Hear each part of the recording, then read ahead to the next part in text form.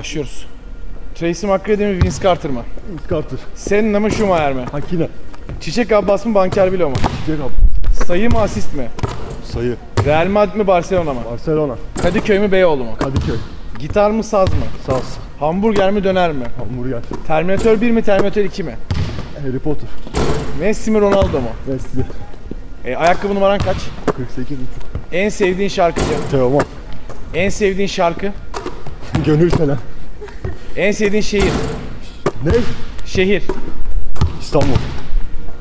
Benim sorularım bu kadar. Bitti bence. Ne yapıyor Mehmet abi? Hocam verdi zaten ya. Hocam tebrik ediyorum, daha çok emek harcadı yani. Gerçekten.